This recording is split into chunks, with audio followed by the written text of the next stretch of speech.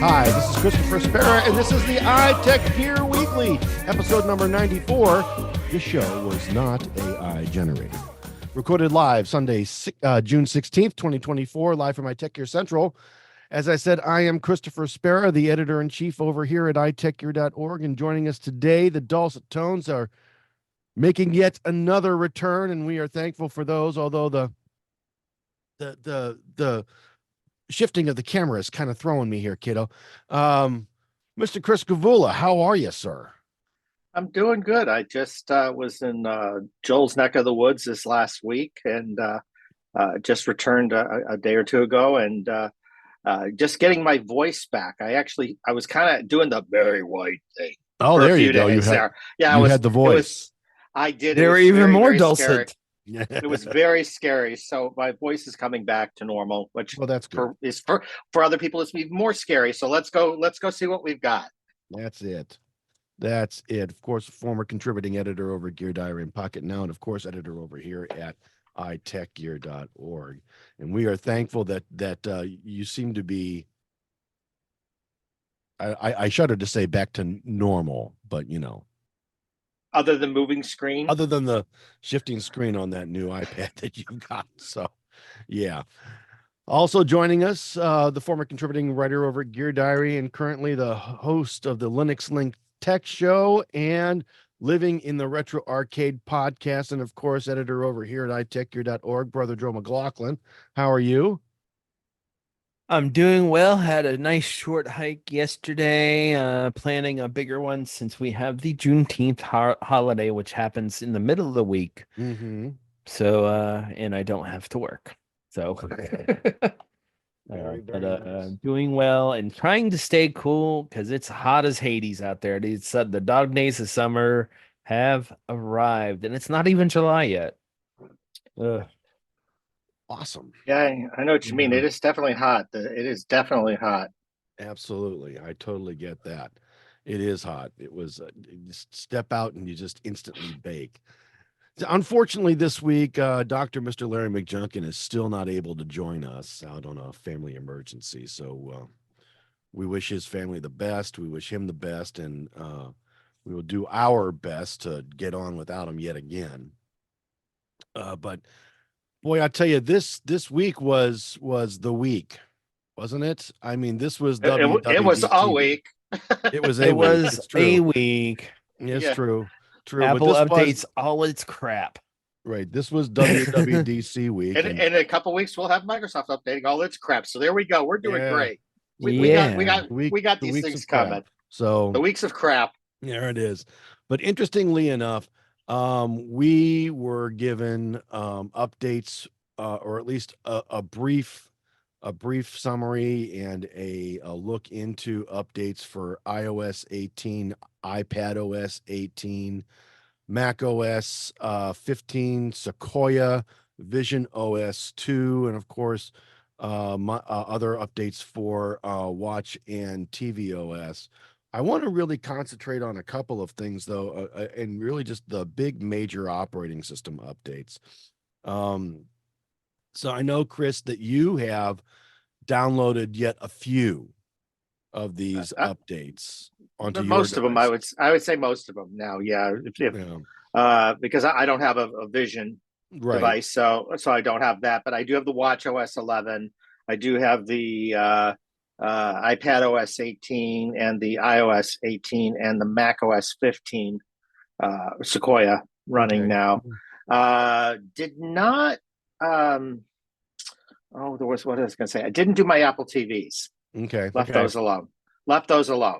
Right. I know it's funny. It's one of those things that everybody says, we got to change the Apple TV. We got to change the Apple TV. And I'm kind of one of those. Why? I actually like it the way it is. It's fine. Right. So whatever. I just find that it getting more complicated doesn't make me happier. So, there we go.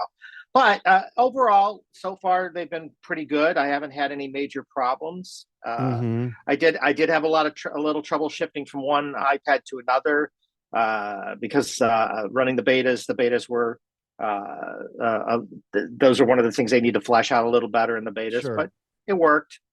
I got there at some point, a little shake the tree a little bit. It finally got there. but in general, they've been pretty solid for me. But we've seen this before where sometimes it's great in the first beta, and then the second beta sometimes has some glitches. So you never know. Yeah, take them all with a grain of salt. They are betas, guys. Be careful when you implement them. Don't implement them on devices that you need for your day-to-day operation.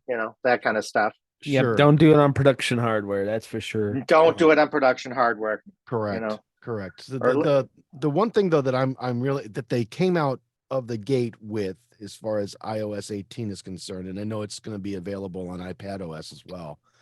The new customization features that they've got for icons, and you can finally put the icon where you want it, like Android has been able to do since the G1. Yeah, I know. Is this sort of, but yes.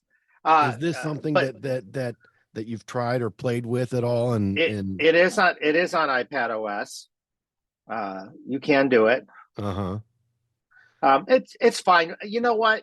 I've got, again, you guys know I have Android devices. I have Apple devices. I'm not a big fan of just moving crap everywhere. To me, it just looks messy when you do that. So I'm okay with the grid. I've always been kind of okay with the grid. What I don't like is when the grid changes on me. That's when it annoys me, when things start to move around. It auto shifts. So I do like hard to play. It was hard to place those icons. So to me, the good thing about this is the fact that you can essentially kind of lock it down. Is kind of put it where you want it and leave it there, and then lock it. Exactly. Even if you want a grid, you can do that, and leave it there. And so I do like that aspect of it. Right. But in general, I'm not big about this one here, that one there, and then a widget in the middle, and And I get that some people like the icon tinting. I am not one of those people. I will tell you what, I agree with you. I tried it and I went, okay. It makes it hard to see which app is which. I think so too. They all look too similar when you do that. And I just went back to normal icon. I like the normal icons being what they were. But remember, I also like the original skeuomorphic icons much better than what we're doing now too. Right. So, I'd go back even further if I had my druthers. There you go. We all know Michelle's going to make them all pink, right? I do not know. To be very, very honest, my wife Michelle is not one for a lot of change. So I don't know how she's going to take to this. Right. I do know that for me, one of the biggest problems with customizing a home screen, I don't like having more than one home screen. All right. I just like one. I don't like where I'm the opposite. Icons. Where the hell is this thing? Yeah. All right. I'm the opposite. I have certain things on the first page and on my Pixel, and then I have certain things on the second page. Like my second page has all the things that I need to get at quickly, but not every day. Like so, like I'm with you, Joel. Right. The front one has like my email. It has all this. Like I have a folder with all the social network stuff because I use that every day. Because I don't know why. Because I guess because I'm must be a teenager. Yeah. See, I've got nothing but. I have one home screen. And I've got folders. I've got all of my icons. Yeah, I'm a folder person. Yeah. See, and funny is I'm not, because I don't want to dig through stuff. Yeah. So I want everything on the top layer, but I also generally won't go more than 2 screens. Anything more than that, then that crap sits, because that means I'm not using that. No, and nobody is using that much crap all the time. I'm sorry. They aren't. It can go sit in the app repository at the end. Sure. Basically, in my case, I have the front one has all the stuff I use every single day, and then the second one has like my Verizon app, has Amazon Shopping, has my DJI app, the stuff that you hit occasionally. Yeah, right. And that's it. I only have 2. And I'm the same way with my app drawers. I'm the same way with my app drawers on Android. I pull out the things I need on the first screen or 2. The rest of it stays down there, and I never touch it. My iPad, I'm a little more chaotic on my iPad, just because Well, my primary reason for using the iPad isn't creation; it's consumption. So I don't really, I fire up YouTube or Netflix or whatever, or Amazon Prime, and go. Yeah. Right. There you go. So there, there are a couple of different things that I think are kind of cool coming out of iOS 18. I know this was a dark mode. It tends to be something that's very, very popular. It's not as bright or as intense on the eyes, and it's a little bit easier to look at. And so now iOS has a dark look. Are either of you using a dark mode or a dark look on always? Yeah, I've been in dark mode forever. Ever since it was available on my Pixel 6 Pro, it went dark because I like that. Yeah. I find it easier to read all the time, even during the day. The only time it drives me crazy, to tell you the truth, is when I run, and it doesn't matter which platform I'm on, when I run a note-taking app. Yeah. For some reason, I want that to be white with black lettering. I never want that to be the other way around. It drives me nuts when it's reversed. I feel like I'm writing on a chalkboard. It took me a little bit to get used to the white ink on a black piece of paper. I just don't like that. But other than that particular app, I'm pretty happy otherwise being in dark mode on most of my apps. Yeah. So I go back and forth. It depends on the platform. And it saves power, kids. It saves power. It's supposed to. It can. It's supposed to. It's maybe. It's supposed to. Yeah. It does on these new OLED screens. That's true. That's true.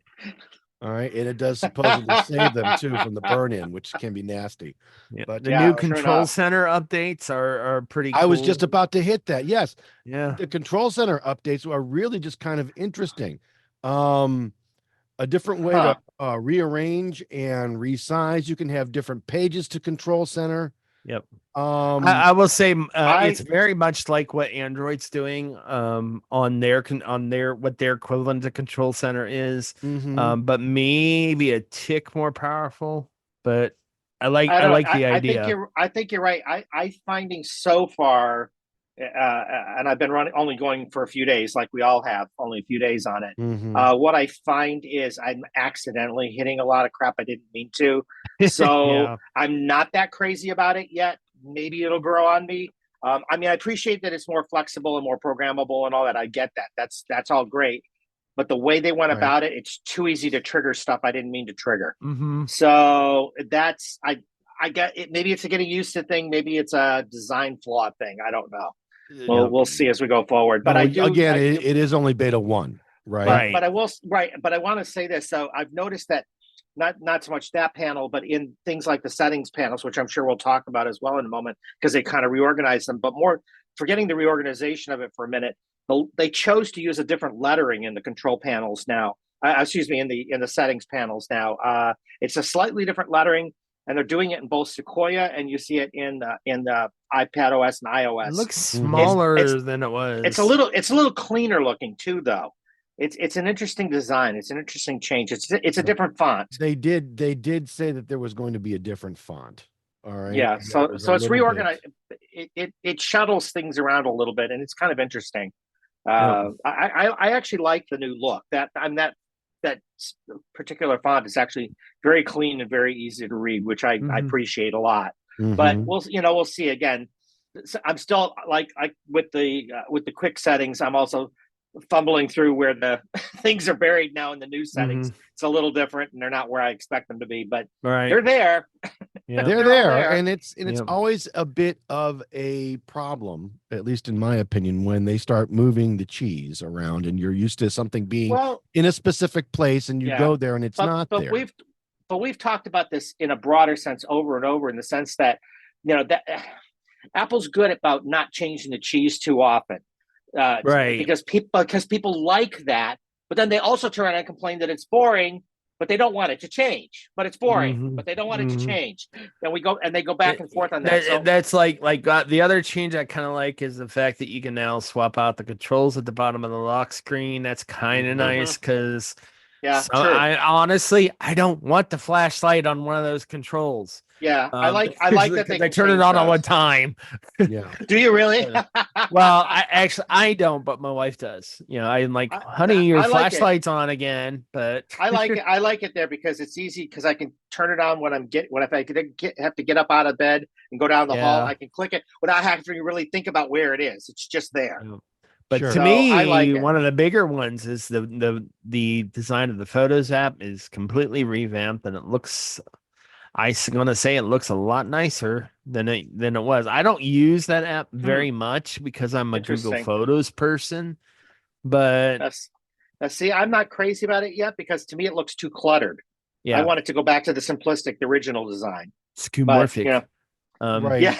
Right. It actually reminds me. It's one of the things that now reminds me, this whole collections thing that they've got now reminds me of what's going on with Google Photos. And I don't like Google Photos because I like really just getting into my photo library. All right. I like all of the photos that are there. I don't want to see memories and years and all those other categories. I don't care. I want that gone. To me, it just adds clutter to the screen. But I would say that for most people, they probably do want that. A lot of people do like that stuff, and they appreciate that stuff. Scrapping. If you have a scrapbooking mentality, you're going to love it. If you don't, then you're probably going to hate it. That's what it's going to come down to. Right. It's all use case. Right. Use case. Yeah, it's all use case. But I'm hoping I haven't dug into it a lot yet. I hope there's a way to turn a lot of that nonsense off again. I haven't found it yet, but we'll see. My guess is that it's probably not going to be something that you're going to be able to flip on and off. This auto generation, but this auto generation of here's your memories. It's nonsense to me. It's BS. I don't want to. Well, that's coming as a direct competitor to Google Photos. They do that. It is. Time. But I want it off. I want it off. It annoys me. It just wastes my time and energy. I totally understand. I totally understand. iMessage RCS now. I haven't noticed it, but then again, I'm not talking to anybody directly that would necessarily trigger it. It's supposed to say when it's an RCS message now. But I don't know if that's in it yet or if that's not coming till later this year. I got the impression it wasn't coming till later this year. Yeah. I got the impression it wasn't coming till a little later this year. And a whole bunch of stuff and messages that I don't care about, like tap back with emojis. Whatever. Some of the tap backs I used tap backs a lot. I have to say I didn't. People were doing it to me all the time. Right. And I found myself starting to do it. When I really I stopped thinking about it, I just started to do it. Most of those actually come through on Google Messages too. How do you get those? As like a picture tacked in? Is that how it pops no, in? it actually I'll get an icon. It's a little icon above or below the actual message. Okay. A little icon. Like if you do it in Teams or any other sort of IM client that you're using for your organization, and they allow those kinds of things. It'll just above to the upper right corner when you first go into them, like for example, I'm in a group chat with my Fit Bootcamp group, and somebody laughed at something somebody said using a tap back, and it had these the noodle things that the noodle people that like Carlots will put out. Oh yeah, a couple of those popped up because he used the laugh icon. And when a heart is used, I'll see like a bunch of animated hearts in the Google Messages. So I mean, I am assuming it. Well, they don't have. I mean, I think a fair amount of them are iMessage people, because a lot of them have iPhones, but. But I still see them when they tap back it from their iPhone. I guess that's RCS is interpreting those for me, which that's okay. Fine. I'm okay with that. That's nothing wrong with that. So this whole satellite messaging thing, messages via satellite. We're gonna get into that, but is that on a surface?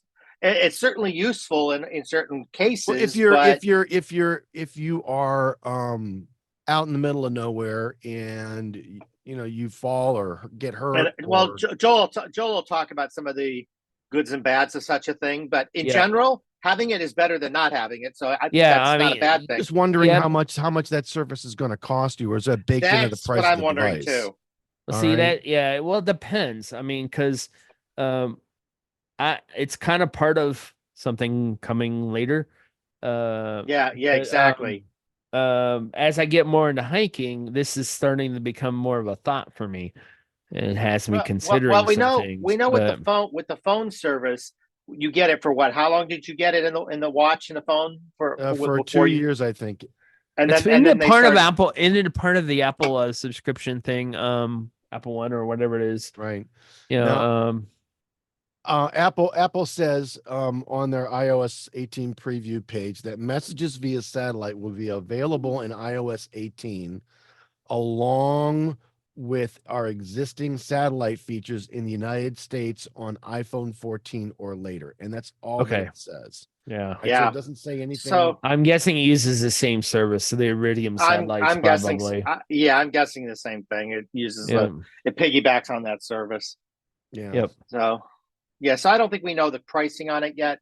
I think, like I said, I think the service is probably included for a period of time, Right. and then there'll be a fee after that, and then anything else that they do, that's obviously going to have its own fees. So True. we'll see what it looks like.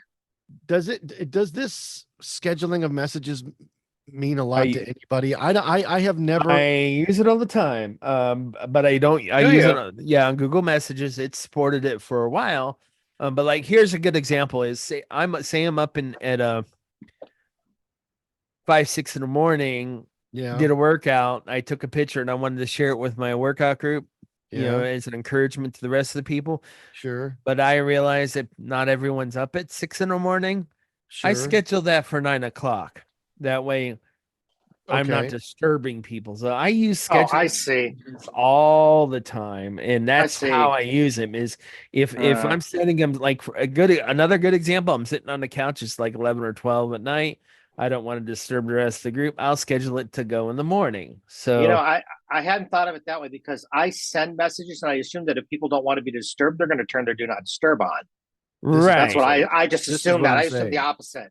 Right. So for me, I don't schedule anything. If I'm going to send it, I send it. But I have to be fair, I rarely send stuff that late or that early or anything like that would disturb somebody. But that's a good use. I mean, that's a clever use. I just doesn't fit the way I work. But now you guys can talk about the mail updates. I don't use Apple Mail, so I don't use Apple Mail at all, and I haven't in years. So I do use it. I do use it, but really, I haven't seen much in it yet so far. It looks kind of the same as it always has in my use the last few days. And I think that so some of those like language filtering things aren't going to happen till later. Some of those things that they're going to mail updates are later this year. It does say that it's coming later this year, so we'll have to. So to me, it looks the same as always. Same with Safari. I don't use Safari until those new features hit. Right. Yeah.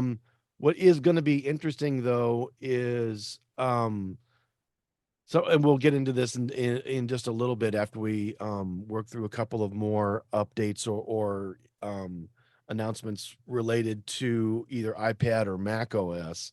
But there's some interesting AI features that are going to be hitting with some of this, and we'll talk about some of that when we talk about Apple Intelligence. Well, and Mail is one of those apps that's supposed to have a lot of that kind of built into it. Right.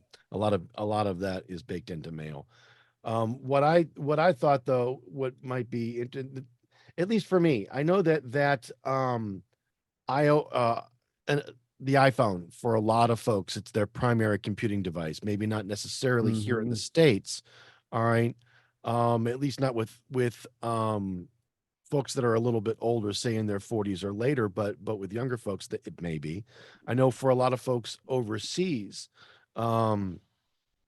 their phone is their primary computing device. So they may not necessarily see everything that's coming in Mac OS Sequoia. All right. Now, sure. You've got it installed. I've got it installed. I've played with it a little bit, and right now it doesn't look or feel too different than. No, I think they have some of this kind of snap features that Windows has. I don't use those. I don't use them in Windows. I don't really use them here, but I have seen them pop up a couple of times when you get near the top of the screen. Features annoying as hell, and if I could turn them off in Windows, I would, because it's always wanting to grab the window away from me where I'm trying to place it. You can. There are settings for turning it off in Windows. I'll show you after we get off. That's great, because honestly, I find it. I hate it.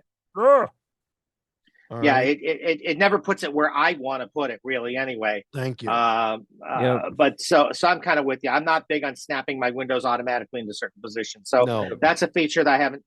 I've already kind of mentioned that settings menus are a little different. Right. You've noticed in iOS and some to extent in Mac OS now. For example, you used to see a lot of the app settings pop up like right under General. You'd see them pop up on the lower list before. Now there's a whole thing at the bottom that says apps, and you have to click on that, and then that drops the app list down. So it's a little bit different. It's a little bit separate. Some of the things that were in, they've shuffled things around mostly, but so those menus have changed a bit. For the most part, Mac OS is Mac OS. Again, Apple's Apple. They're not changing things too much, too fast. They kind of cater to that slow is better kind of thing that people seem to like. Right. Really. They are, I think, taking a additional step towards real integration between these devices with this layer. They are. And I don't know that I fully like that. I was going to use the word appreciate. All right. I don't know that I appreciate them doing this. I mean, you can use your iPhone on your Mac, so I can get a simulated or an ADB from Android. It's the ADB version, right? That's sitting there on your screen where you've got it mirrored on your PC or on your computer, right? Right. Well, it's the same thing that Windows. Crap. What was the name of the app on Windows? Recall. No, not Recall. No. The phone integration app that works. Link? Oh yeah, works, yeah. But it works better. Android. But it works better with Samsung and with OnePlus than it does with anything else. It'll actually let you mirror your phone on the Windows screen. And unless you would need to do something specifically, you're trying to get a file specifically on your phone, or you're trying to get something from your computer specifically to your phone. But what's interesting is with the share features that those devices have already had, you don't need that. This is what I'm saying. I mean, it's already been there. And why do I need my iPhone notifications to show up on my Mac? I don't. If I've got my notifications set correctly, I mean, I'm probably got the same apps on my phone that I have on my your Messages app is on your Messages app is already on your Mac, and your Messages app's already on your iPhone. If you're getting it in both places. This if is you what want I'm saying. to, or you can turn it off if you don't want to. Yeah, I got mine turned off because I don't want work messages coming on my personal iPad. Yep. I just don't understand. I just don't understand what good it's going to be to have notifications from. I'm not sure. In general, it is it strengthens the grip on the walled garden. That's why. I don't know that it does. I don't know that it does. What I think it does is it sort of blurs the lines between devices. What I was trying to say before is that that's Apple continuity, and continuity has worked very well and actually gotten smoother in the last iterations. It has. The little edges have kind of been sanded down on it the last couple Mac OS and iOS revisions. We don't talk about it a lot because it's kind of one of those background features that just kind of works. It just kind of does its thing. But I have to say the blending, I open up my MacBook next to my iPad, and all of a sudden the mouse and the keyboard just flow between them. I don't really have to think much about it. That seems to be broken with me lately, and I don't know whether it's because corporate started blocking that, but I can't move my mouse and keyboard over to my iPad anymore, and I almost always have my iPad up here. But and I wouldn't doubt that at all. Yeah, wouldn't doubt it. But that makes moving files easier. That makes you can cross connect stuff between devices. And that's another big feature of the new implementation of continuity is a seamless drag and drop between devices. Right. Yeah. So this notion of putting up the iPhone is almost unnecessary. Is what I'm getting at with you. This is where I'm going. I mean, you've already for photos and for iMovie or for messages or whatever that for those Apple based apps.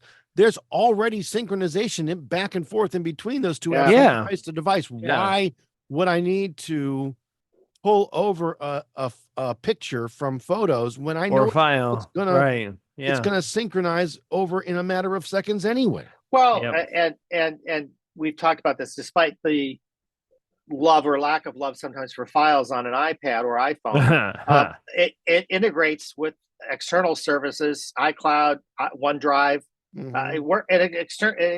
So the point is, you have those drives everywhere if you want them. It's there. It supports those services. You can connect to whatever you want, wherever you want, and it's not a big deal. And you don't have to launch into another app to do it. It's just kind of there in the file manager.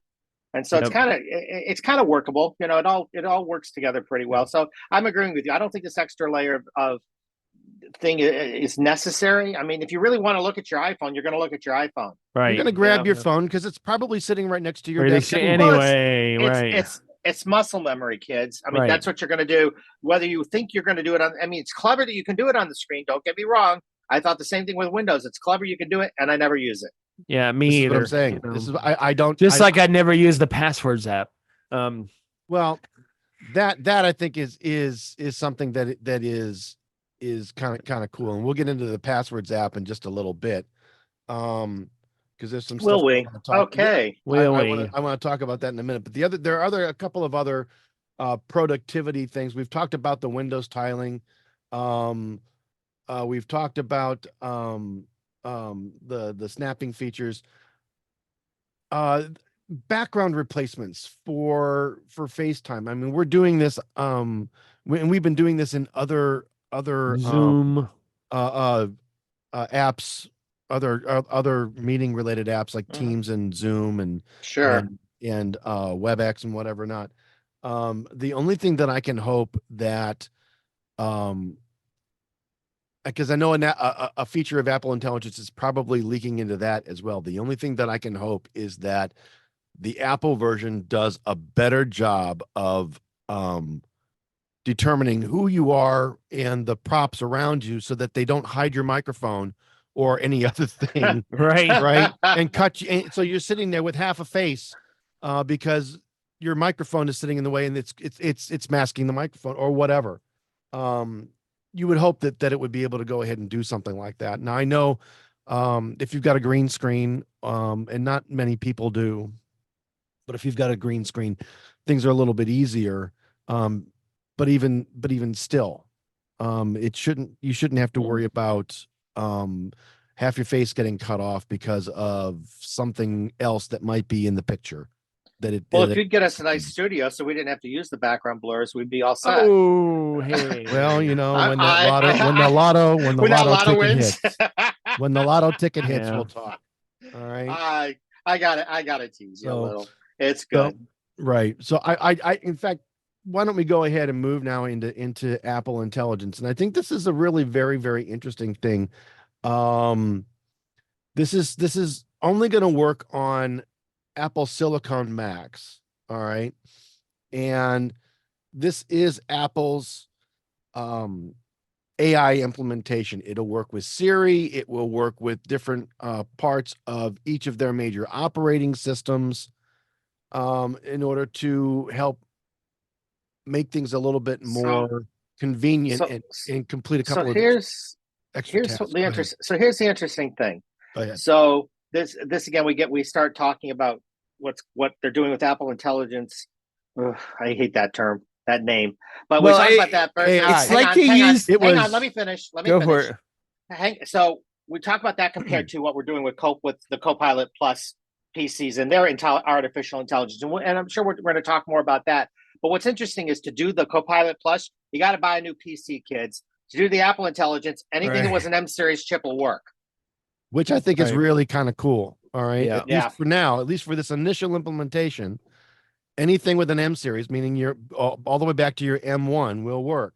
If you really want to use it, but it's like, now they chose the name Apple Intelligence. I'm starting to think that maybe because AI is starting to get a negative connotation with the public, especially when you look at things like Windows Recall and other things like that. So they decided to take the A instead of calling it artificial. They call it Apple, because because kept that's a the very letters, Apple but thing to do, of but course.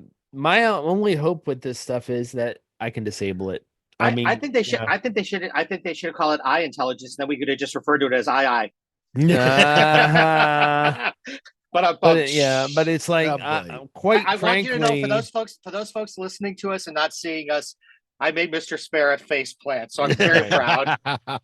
Right. But they say they're setting the new standard for privacy. I'm like, well, if you actually were setting a standard, you would set up a standards committee that would work across all forms of AI. But you're not doing that. You're doing your own thing. Okay. Right. But yeah, and that's one of the problems I have with what they say. They're setting the new standard of privacy. I'm like, are they really? Well, all right. So I just gotta trust I would you. say, and I'm glad you brought this up, because this Right. is really what I wanted to get to with this discussion of Apple Intelligence. Right. It was the design and the model behind this. Most everything that Apple Intelligence is supposed to do is supposed to be done on device. All right. It's not supposed to go out if it doesn't need to. All right. It's going to do it all on device. So all of your information, all of your any PHI or PII that may be involved in what you're talking about or asking about is on your device. It's going to stay on your device. If and when it needs more computing power, and I thought this was the way that they've engineered this. I thought this was the exact right way to do this. They anonymize the data and then send out only that data that they need to send in order to get the question. And they also ask you if it needs to go to ChatGPT to say, hey, do you mind if I go to ChatGPT? Well, that's the third layer. Well, right. Yeah, that's the true. third layer. And that one is complete. That there, I believe that there is a opt-in, opt-out process for that. If you have a ChatGPT account, all right, it will ask you if you want to go to ChatGPT and then use that account to help answer the question. So if you have a non-paid or a paid account and you include it in your settings for Apple Intelligence, it'll go there after asking you and getting your permission. But what's nice is it only, at least for Apple Intelligence, it will only use the information that it needs. That information is anonymized, and then it forgets it, or at least it's supposed to forget it. Right? That's the key. Supposed to. But again, you're not. At some point, you got to say, are they? You got to give them the chance to do it till they prove that they didn't. Right. Not only that, because legally, if they don't do and they said they do, then you take them to court, as we've seen happen with Google and others in the past when they lied about what they were doing. Yeah, and they lose badly. And Apple's lost, and they've all done this. And Facebook's lost when they've said, "Oh, we're doing this," and they're not. Okay, we caught you. Now you're done. Right. Right. So I think that if so with Siri and the way that Siri has grown and changed over the years, I don't think that there's anybody out there in the tech world, or at least in the consumer world, that will say Siri is a great quote unquote digital assistant. All right. Absolutely awful. But anyway. And it's been awful for a reason. The biggest reason why Google Assistant has been so successful, the reason why Alexa from Amazon has been so successful, is they mine your data and they take it and they keep it and they use it when they interact with you. All right.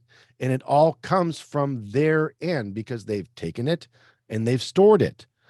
Apple's privacy policies have basically said, we're not going to do that. All right. So, and because they haven't done that, Siri has suffered. What they've done now, I think, gives Siri a chance to come up to speed with Google Assistant and Alexa in the way that it answers questions and queries and interacts with the user. It will everything is done on device until it can't do what you're asking on device, and then it will go out to its own servers with anonymized data and only the data that it needs to answer the questions. All right. Or to bring back, or to resolve the query. So now, which is the way I think it's supposed to be. But you mentioned an interesting point, is that once you go up to the layer beyond that, where you have to go to ChatGPT for it, right, that it's going to see whether or not you actually have a ChatGPT account, and you'll have fed that information potentially, possibly. We don't know this guy, but let's assume, and I think it's only. But what's interesting about that? What's interesting about that is if you look at the compare and contrast with with me, if you will, the Microsoft Copilot model right now. Yeah. If you want to do some of these AI features in Word or Excel, you have to pay like $20 a month for that service on top of your Office 365 subscription or anything else like ChatGPT subscriptions that you have. Right. So the model, it's interesting how they're deciding to build this model. Right. It's going to be interesting to see where it goes. Right. And here's the thing. The ChatGPT integration layer, I believe, was completely optional. It was opt-in or opt-out. I think it is. Number one. And it's not like it has to go there in order to answer the question. I still think that you will likely get, you're not going to get a really crummy answer of here's what I found on the web for your question, and that's going to be the end of it. I think it'll tell you that it doesn't have an answer for you or something. I don't know. We're going to need to see what happens, but I have a feeling that you're going to get a better chance and have a better opportunity of getting a usable answer with this implementation than before. We'll see. We'll certainly see. We will. Yeah. We will. I think that a lot of the AI and what we're calling AI integration is going to be done locally. It will be done all in apps, like Mail or Pages or and they're doing a lot of small language model versus large language model versus, they're doing a lot of.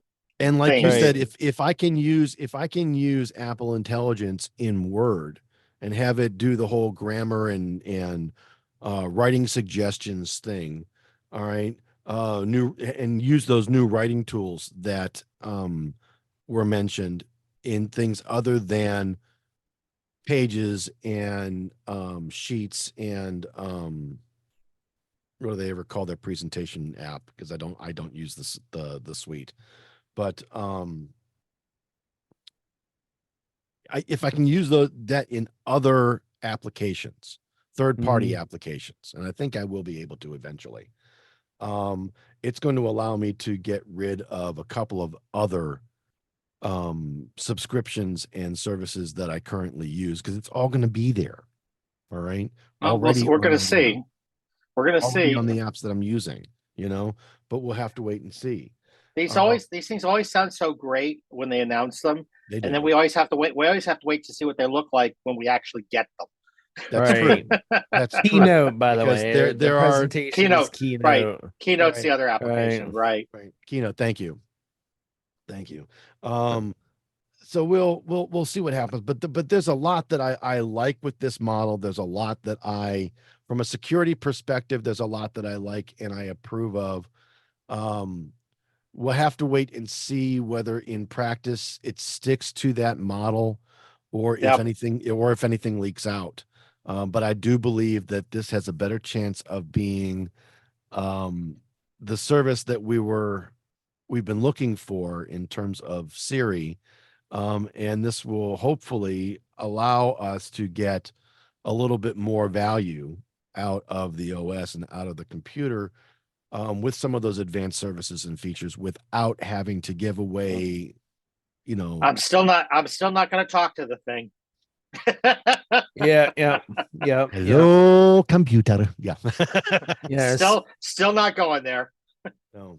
There's at least one more remaining iOS update that I'll talk about, but I'll talk about that when I go into my semi rant. Okay. Woohoo! Yeah. Right. So the next thing that I want to get to, this is something that Larry kind of threw around to us during one of the moments that he had this past week. Apparently, there is a new level of integration that's going to exist between calendar and reminders, and he apparently is just jazzed beyond all possible belief with this. Yeah. Yeah, What do you think, I heard him Chris? talking about it. Well, I think it's great. I mean, I think it's something that it's useful and helpful. But I'd be honest with you, I don't use either of the products. So, for me personally, it doesn't mean much. Right. But I do think that those kinds of things should interoperate. I like to see, the calendars and the reminders work together. Or your task manager and your calendar, whatever tools you've got, Sure. whatever tool set you're on. So I think this is a necessary step forward, and I think it's long overdue for people that do need this. Oh, absolutely. You're right. And you're right. Larry's really excited about it. Sure. Being able to go ahead and say, remind me to do X by this time. All right. And then having it show up on your calendar as something that has to be completed or done by a specific time. Absolutely. So that you don't forget about it. All right.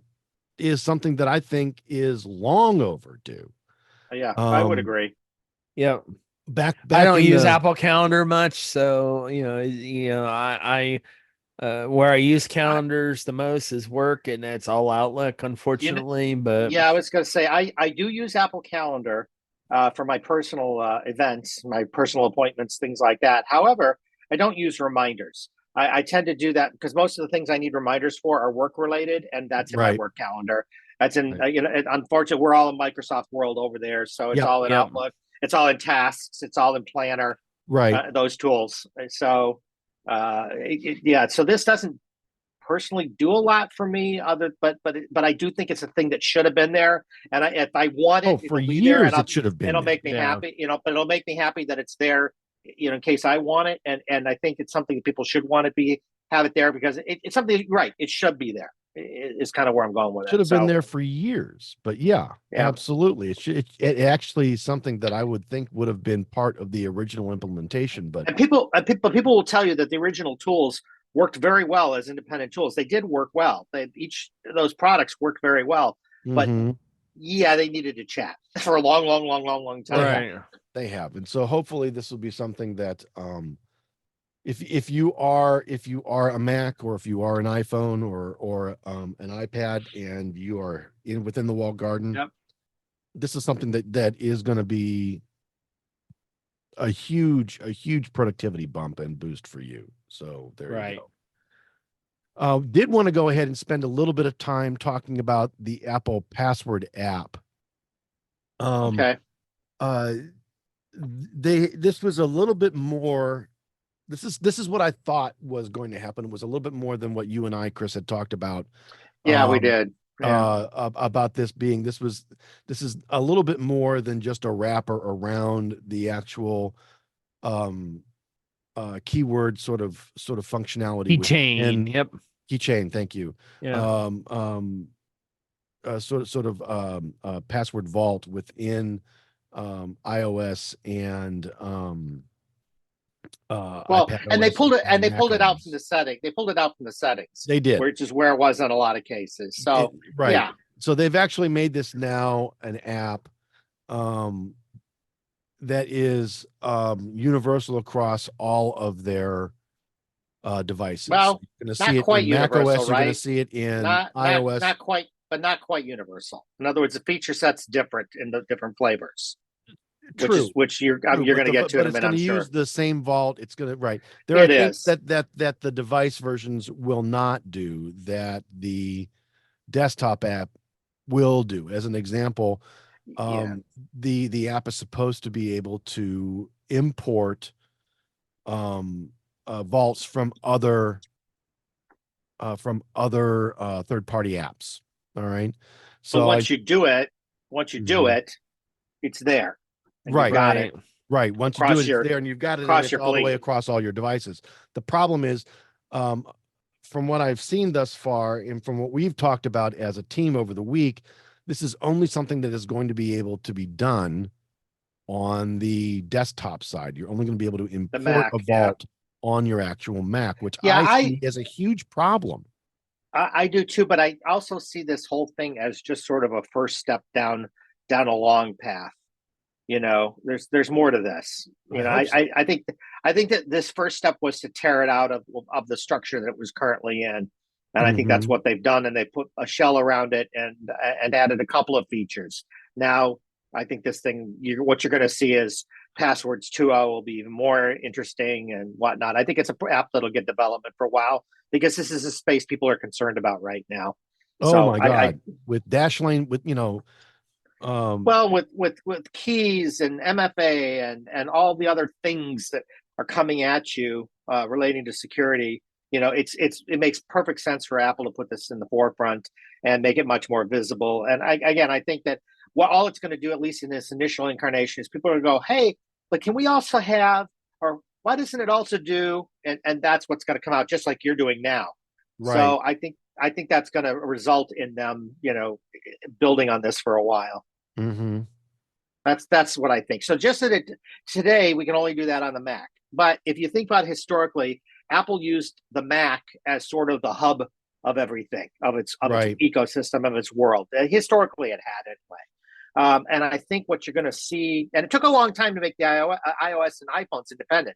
People tend to forget that it took a while to make that independent, and remove it from being tied to iTunes all the time. Remember that? It had to be tied to iTunes. Yeah. So I think this is similar. It's going to take a while to broaden it out, but it will. I suspect it will. I hope it won't take too long. Years, yeah. Right. I hope it won't take too long, because this is something that if we are going to go ahead and have this make the impact that I think Apple is wanting to have it make, it needs to mature quickly. Right. But, yeah, I think so. And not go too much past iOS 19 in terms of getting those additional features. Well, we'll certainly see, We will. Yep. We will, but I'm just saying.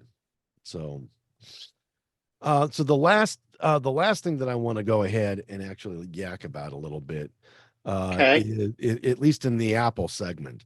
Apparently, Joel, the EU is going to fine Apple over a failure to comply with the DMA. What's all that about?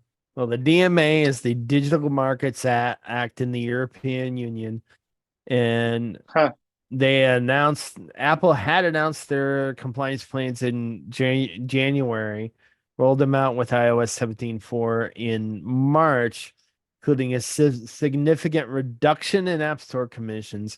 And in the months since January, Apple has made a number of changes to its original plans, including revising app marketplace requirements, changing core technology, fee structure, and adding web distribution. The EU believes Apple hasn't gone far enough, according to today's report, and the European Commission believes Apple is not complying with the obligations to allow app developers to steer users to offers outside the App Store without imposing fees on them. So basically, what you're talking about here is the options for other app stores, and Apple they're not doing enough to let other app stores kind of exist, I guess. I don't know 100%. All I know is the EU is trying to fine them for this. And well, apparently, it sounds as though the European Union, the EU, is saying Apple's dragging its feet, and it's hemming and hawing with the order that they've been given. I think they also didn't like some of the way the fees were working and all of that, if I remember correctly. Right, and from what I understand, the fine could be as high as 5% of Apple's average daily worldwide turnover. And that equates to somewhere over $1 billion. I don't think they can get worldwide turnover. I think they can only get what's in the EU. Well, I don't think they're going to. I mean, I realize what they're saying, but I don't think they're going to get that. I don't think that that's enforceable. All right. I think. Yeah, I don't either. And if there is not, it all depends on how the act is worded. All right. All depends on how the act is worded and what the intent of the act was. It's very difficult in some cases to prove intent, but at the same time, I think you're right, Chris. You cannot necessarily say worldwide turnover. All right. Yeah, you can't charge me for sales I made you can't charge sales tax on stuff I sold in China if you're in the UK, for example. Right. It doesn't work. And I think this has a similar kind of it may have the same kind of connotation. And so therefore Apple may be able to squeak out of this and use that as a loophole. or partly anyway. Yeah. Anyway, so we'll have to wait and see how that actually works, because if that's the bite, and if that's because the average daily worldwide turnover is quoted in this article that we are from 9 to 5 Mac that we're citing, it could give them an out, indicating that the European Union does not have the authority to enforce the worldwide turnover. It can't take authority over I can't outside see of the EU. I was just saying, I don't see how it can possibly enforce on anything that happens outside of the EU, or use that as a basis for a fine, exactly, or anything like that. I think that's going to be a little excessive, and people are going to go, "Yeah, no, that's not going to happen." Right. No, I was a little surprised with this, but at the same time, I'm kind of not. I know that Apple did not agree with this finding. I do know that Apple was not, doesn't agree with the DMA, and doesn't agree with the way that it is being enforced upon them. So, I don't know. I don't know where they'll go with it. No, I don't understand, but we'll have to wait and see. Oh, there you go. All right, so I want to go ahead and I want to move us to our mobile Linux segment, and there's not a lot of content here this time around, but it's largely because the Apple segment was so big and so large this time around.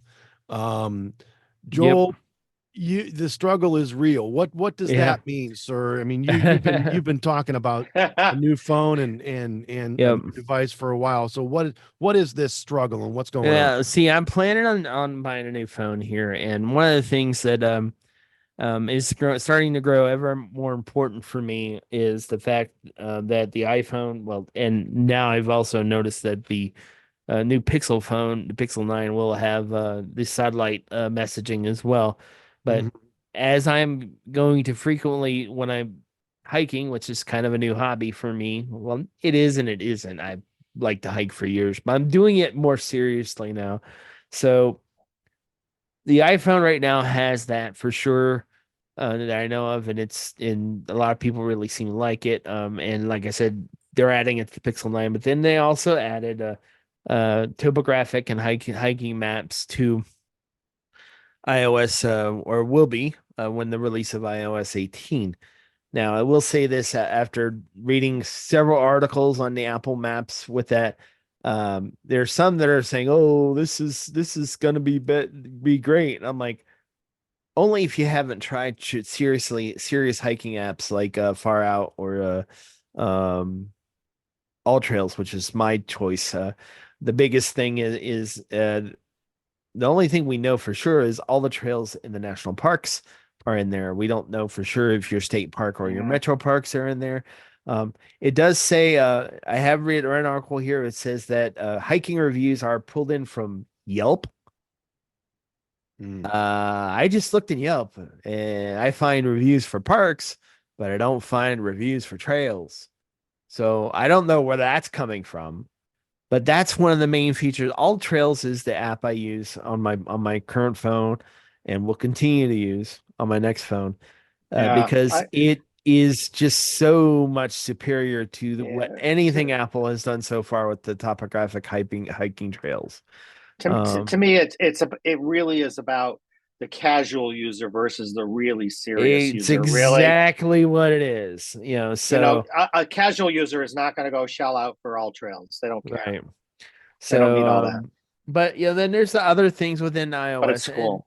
And probably the biggest reason I don't want to go iOS is the walled garden that our good friend Dr. Mr. Larry McJunkin frequently wrestles with. And I don't want to ever become dependent on anything in the Apple sphere.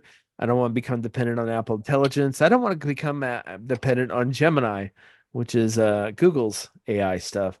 So I don't. I know I'd probably like an iPhone, but the thing is I don't like a lot of the things Apple does to me, like this Apple Maps. It could be one of those embrace and extend things. It could be like Apple Maps really sucked at the beginning. It's becoming mostly usable now for most people. But I will say this: if you expect to go out and forge trails with Apple Maps, you're sorely mistaken. I would not trust that as a good app for that. But then the other side of that coin too, I look at, like I said, I don't know how great the satellite messaging is going to be for the Pixel 9 series. We'll find out once it becomes real. But Yeah. that's going to be probably, it's going to depend on what Apple or what Google does for their next round of phones. And really, seriously, Apple too, which one I actually go with. But the other alternative, and this is actually one I kind of recommend a little bit more for people who are getting into the hiking like I am, and I'm seriously considering a little bit more, is Garmin has the InReach service that they have several devices. The one that a lot of folks go with, which is very simple, is the InReach Mini. Essentially, what that is it uses the Iridium satellites. Pretty much, I'm guessing it's probably the same ones that Apple uses and same ones Google will use to let you send messages, including SOSs. And I could be wrong, but I have to go back and look. One of the things that Garmin will offer as an option to your package is SAR recovery. So if for some reason you are injured, you cannot hike out, and you need to be pulled out via a helicopter, then that insurance will help pay for that. One of my favorite hikers to watch on YouTube, her name is Jessica Mills, otherwise known as Dixie, which is her trail name. And she had that happen to her like a year or so ago. And the bill for pulling her out of the woods was $6,000. Oh my God. So that's where the insurance, and luckily she actually had the insurance, so she got like not all of it back, but it did significantly help her pay for that. Like I think it was like $3,000 or $4,000 that she got from the insurance. So um plus Garmin's been doing this kind of stuff for a long time. Um so Well, if it's an add-on, though, I wonder if something like I wonder if there'll be an offering that's similar for people who are on a Pixel or on an iPhone or whatever who and yeah. push the button. Yeah, because that's a lot of people don't really think about that. Oh, I can send satellite messages. That's great, but can you send satellite messages to emergency personnel to get you home? Yeah, So good question. the uh the InReach, I think it's right around $79 a month. That's for the top end package. The basic is like 50. So and they have There we go. the InReach, and by the way, they have apps that interact with the device as well, but they have InReach two that are specific to InReach, the InReach Mini 2 and the InReach Messenger. But then they have the GPS Map 67 series, the Montana 700 series, GPS, all the way up through the Tread series, which is a device that's designed to be mounted in your off-road or in your Jeep, which is also another case where you might be out in the middle of nowhere and you don't have any cell service. So, but so do I really want to add another service? I don't know. We'll see. I'll probably definitely do that if I start to do more overnight backpacking trips. Once my health improves a little bit more, but because that's kind of a goal I have of doing that. So, but it's I think it's starting to become even more of a challenge now to choose, for people to choose whether to stick with what they know, like in my case, Android. Although I know iOS too.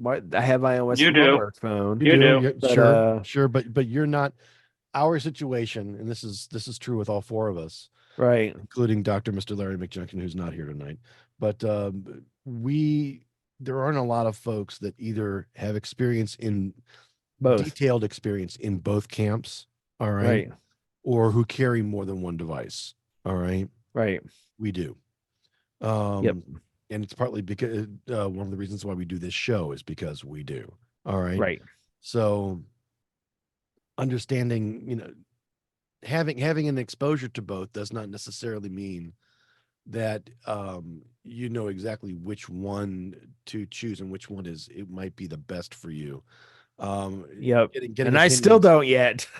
What it's really very difficult. It's a difficult thing, you know. Well, look at how often we bounce off of each other, even with what we know, to say, hey, have you played with this? What did this do for you? And we care more about the experience that you had based on what we know your use case to be. Right. And we compare that to what our use case might be and what we might need. And it varies, but I'll tell you what, it's incredibly invaluable. And I hope that we are able to share some of that with our listeners, that absolutely, that what we do, every day, bouncing crap off each other. Right. So that struggle is real, knowing exactly which way to go, which device to choose, which platform, which ecosystem to stick and what with. works today for you might not work for you tomorrow, or you might need something different tomorrow, right. or On some new nosy. feature you didn't know you needed comes out, right? You didn't know. Not to mention the fact, exciting.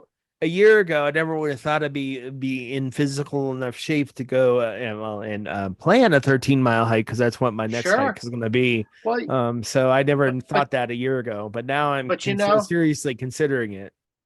But it's interesting. You're having this conversation right now based on the quote unquote satellite capabilities of these phones. Whereas even a couple of years ago, we wouldn't have had this conversation at all. And 10 or 15 or 20 years ago, we wouldn't talk about having devices even had GPSs, let alone, we just wouldn't do that. And it's amazing how this has changed how we do these things and how we view these things. How we view and think about these devices. One of the things, like them adding AI to this probably interests me the least, because one of my problems with that is kind of the same problem a lot of folks have with smartphones, is that people become dependent on it and you can't function outside of it. And that's what worries me about these AI features coming to Windows and Apple. Yeah, but I'll argue the same thing's true about social media. I think that has done probably as much harm as good for people, and smartphones have done as much harm as good. The internet has done as much harm or good for people overall. I think that's every one of these changes has got these challenges.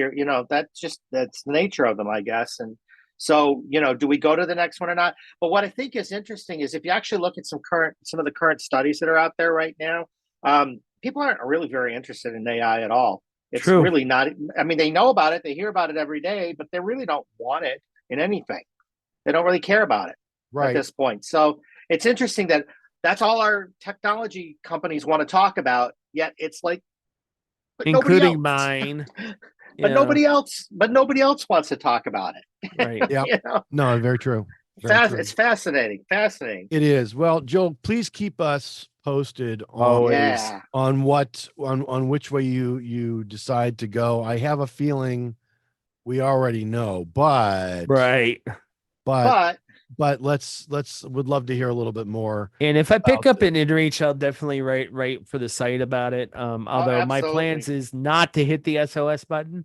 Probably want to test it that way, unless you actually, really got it, because that $6,000 charge might be a little bit more than you want to spend. So but and that's an important thing too, especially now. Since the pandemic, a lot more people are getting into hiking that never did it before, including myself. Although I've always been interested in it ever since I was in scouting. I loved hiking. That was my favorite part of being in scouts, was going on a hike. But let's face it, this is this generation's help. I've fallen and I can't get up. Basically, absolutely. Yeah. I mean, this is our button for it, right? Yeah. It's not, and that's the other thing too with both the Apple satellite and the Google satellite stuff, is that it's great for when you're on a trip, when you're on a road trip. If you get stuck in the middle of the mountains because you're out of gas or because of the snow. I think to not that long ago, where there was a big wreck on a I-77 in Virginia, and lots of people's EVs ran out of juice. It's absolutely. the things I think about when I plan my life. So. And we've seen stories all the time already that people on these phones have push the button when they've fallen off a trail. They've seen them push the button when they've gotten in an accident in their car and this thing went off and the satellite kicked in and there you go. They got rescued. Yay. So it's a good thing to have, even if you're, it's one of those insurance policies you hope you never use, and you can extend it by the kinds of things that Joel is mentioning, Right. Yeah. Yep. I mean, the inReach too, other than just hitting the SOS button, I can set it up so I can send messages to my wife, even if I'm not on the cell coverage with that. Sure. And the non-emergency messages, and those all will happen, without me. I mean, granted, I can actually, even though the inReach Mini 2 doesn't have a keyboard itself, your phone connects to it. So via Bluetooth, and that's how you use the app to send the messages. Right. So I mean, that's the whole entire idea of having an external device versus the one that's integrated into your phone already. So, by the way, kind of a non sequitur. You were talking about the fact that your phone can tie in and all that.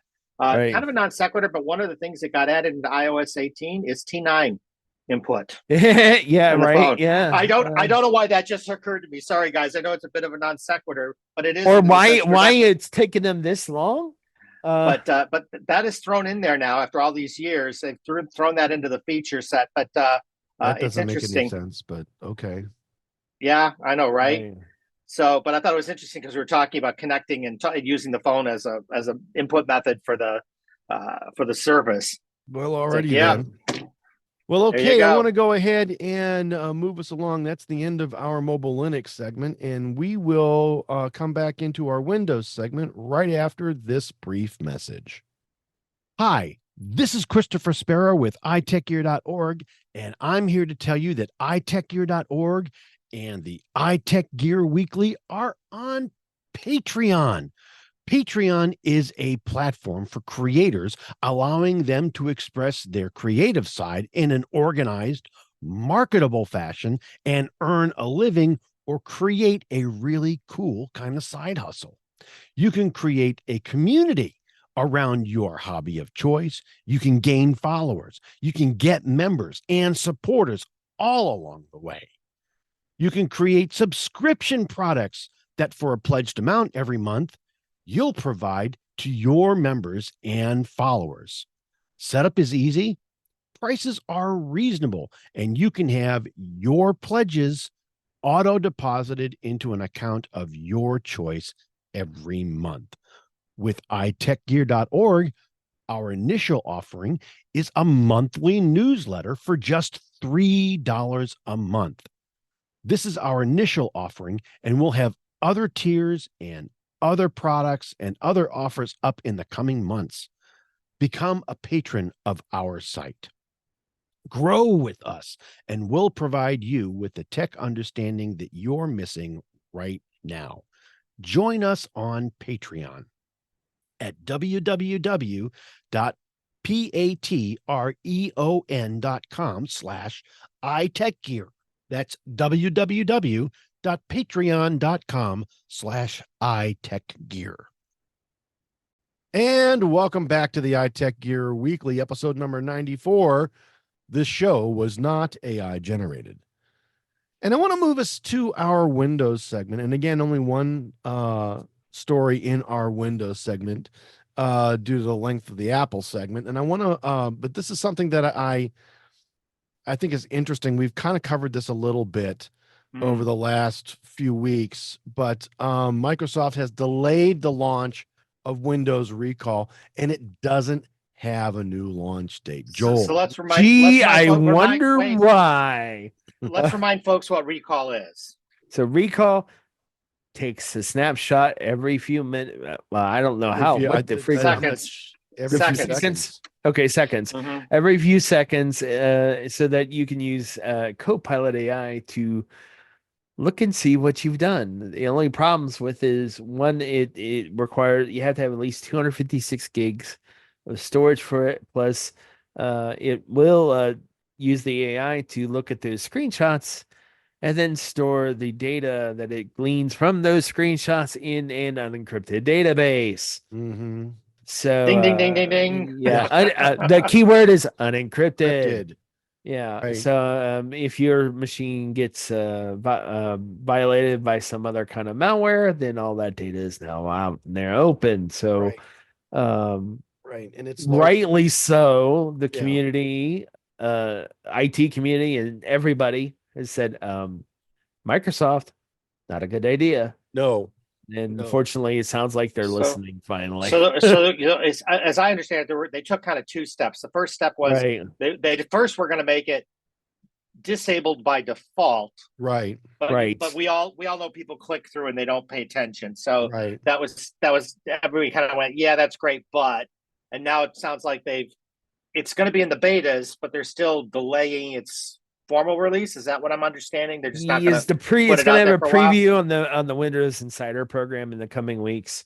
But it was all going to launch with Copilot Plus PCs when they ship on the 18th. Gotcha. Right. So, and this is something that they have delayed now without a new launch date, which I think I actually think this particular feature just needs to go away. yeah. All right. I do think too. it just, I don't know if think it it just will, needs to die. I don't know that it yeah. will. Correct. I don't know that it will either, but this feature just needs to die.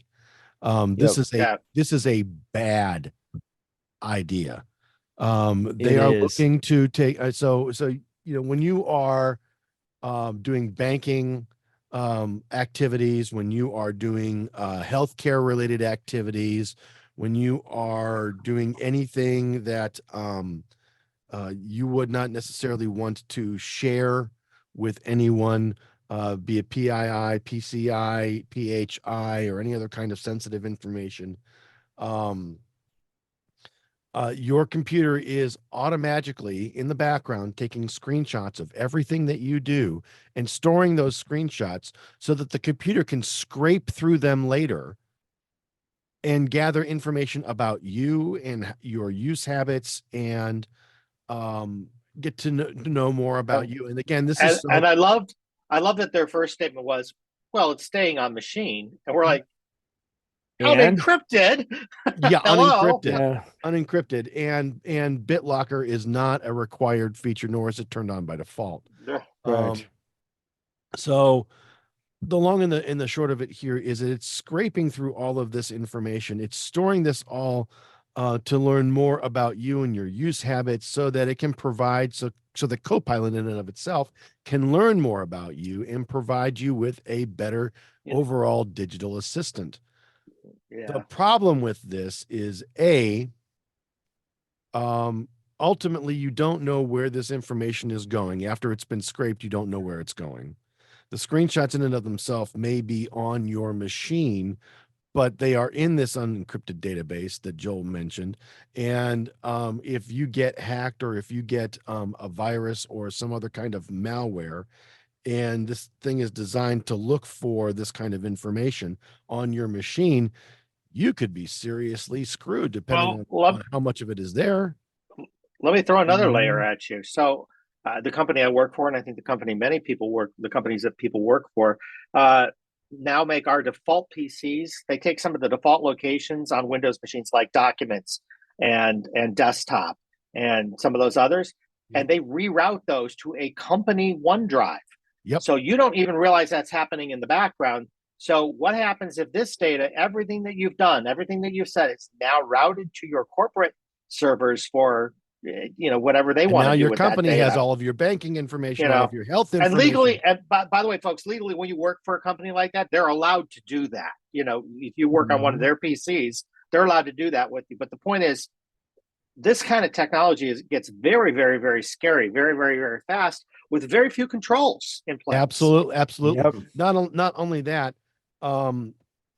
if the company that you're working for is a regulated company, like a healthcare or healthcare, so HIPAA regulated, or pharmaceutical or medical device, so FDA regulated, these features are never going to be used by those companies. If you support federal tax data, you can't do any of this. If you do any of this, any government work, you will this feature will not be turned on or allowed to be turned on In fact, it may cause that version of Windows to be completely passed over, depending on how serious the IT director is about. Well, this is what I was saying last week, that I have a feeling that this is when we thought they were going to go forward with this thing, right? That they would have to separate the consumer and the enterprise versions, and this feature would have to be gone from the enterprise versions, because there is no IT department that I know of that would implement this the way the way it was. It just wouldn't. It's just not going to happen. Absolutely not. It's not, and it can't. It couldn't even be there to be disabled. They would not take it if it was there. Correct. This is exactly what I'm saying. That they would have to not be part of the build. All right. It would have to not be part of the build. Correct. All right. Have to be not part of the operating system, meaning no references anywhere to it. So this is a mistake waiting to happen. It's bad enough that you give up enough of your information to the world, but to have personal information being taken by your company and then stored somewhere on their computers or their servers or their drives, and then having that hacked, wasn't necessarily your machine that was hacked, but maybe something that was hacked on the company side, and all of that information got gobbled up in that data breach. Boy, would they have a huge issue. And oh wow, could you imagine? Oh my goodness, I wouldn't even want to be. I don't even want to think about it. It would be absolutely horrible, because the amount of liability that company would have, as well as Microsoft for that reason, would just be astronomical. True. So this is a huge mistake, and the feature just needs to die. Just needs to absolutely. Yep. But that's just me. That's just you. It is. So I want to go ahead and I want to move us to our tip of the week segment. And I want to remind everyone that iTechGear was founded on the intent of making technology easier for everyone to use and understand. And this team specifically has dedicated much of their journalistic and writing careers to this main purpose. Every week, the iTechGear Weekly is going to feature a new computing tip authored by one of our experienced editors. And if you have questions or requests or suggestions, they can all be sent to tips@itechgear.org. And if we use your question, your request, your suggestion, we will give you your 15 minutes of fame and speak to it on the show. This week, I want to go ahead and I want to start with a Mac tip. We haven't done a Mac tip in a while, and this one is specifically how to enable airplane mode on your Mac. There isn't a specific button, or at least one button, that will do airplane mode like on your phone or on your iPhone or your Android phone. There isn't an airplane icon where you just tap it and all the wireless radios turn off. So in order to do this, you need to go up to Control Center on your Mac, which looks like the stacking on top of each other of two little radio buttons that iPhone has. You know, they've got those wonderful little left or right radio buttons, and you tap on it, turn it on, it slides to the right, turn it off, it slides to the left. You tap that little icon in the menu bar, all right? And one of the first things that you should see on the left side of the Control Center is something for your Wi-Fi radio and something for your Bluetooth radio. And if you tap both of those and turn them, if they're on, they're blue. If you tap both of those and you turn them off, you will effectively air gap your machine, and air gap meaning no communication going in or out. You've turned your Wi-Fi radio off, you've turned your Bluetooth radio off, and if you're not connected to a wired Ethernet connection, you've basically put the device in airplane mode. Does the Mac in its panel there, does it have the airplane icon that the iOS flavors do not? So this is very useful for folks that don't know what the airplane actually does. Turn off these two things. Right. So the airplane icon will go ahead and actually do both of those at once. But we don't have that in the Mac. No, we don't. So you need to tap both of those, and you can have one without the other, or a Wi-Fi off or on without Bluetooth being on or off. But at the same time, both of them are off, you're in airplane mode. This is especially handy when you are on a flight, traveling via airplane, and you're told to put your devices into airplane mode. Tap both of those things, and you're out. Of course, you could always just turn the Mac off too, but there is that. That would work as well. But if you're wanting to go ahead and keep the Mac on and do something, hey, gotta watch watch my maybe. movies. That's what I'm saying. Gotta watch my movies. Gotta watch your movies. That's the way to do it. Turn it into airplane mode, and then you should be good to go. And that is our tip of the week. Good All tip. right. So I want to move us to our pick of the week segment. And again, I want to remind everyone that our show picks are typically hardware, software, and other items of interest that we individually purchase and actually use, and that we like enough that we want to recommend them to you, our growing listener base. These aren't paid advertisements or items that we have any kind of affiliated marketing relationship with. These are sincerely things that we believe in, and we want to bring them to you at the end of each show. Why? Because we like you. Absolutely. So this week, my youngest son, both my boys are very much tied to their AirPods, and both of them have AirPods Pro, and my youngest son broke his charging case, and so there's nothing wrong with the earbuds, right? Those are fine. There's nothing wrong with those at all. It's just that the charging case, the top snapped off, and getting this thing to charge without the top on is, or even to stay inside without the top is a bit problematic. So you go searching on Amazon, and there's a number of these that are out there that are compatible with AirPods Pro, either 1 or 2. This one though has a not only a USB-C charging port, but is also a wireless charging case for first and second generation AirPods Pro. And it's only $39, so only $40. All right. Now, the one thing that you do have to watch for, these are off market, and they're not necessarily going to be the Apple quality, but for $40 as opposed to $240 or more dollars for a new set of AirPods, or even $100+ for, because I believe that Apple sells something like that, don't they charge have a replacement case? I think they do, and I think it's a lot. It's pretty expensive though. It is, and but at $40, this is worth at least a try and a shot. And I've got a link out in the show notes there for everybody if they wish. But it's not too bad, and it looks exactly the same. So you aren't going to have any sort of a difference in it. So not too bad. Not too bad at all. A good deal. Yeah. $40. And there you go. And that, kids, is effectively the show. This has been the iTechGear Weekly, episode number 94. This show was not AI generated, recorded live Sunday, June 16th, live from iTechGear Central for Mr. Chris Gavula, brother Joe McLaughlin, and our missing Dr. Mr. Larry McJunkin. I want to say we will see you next time.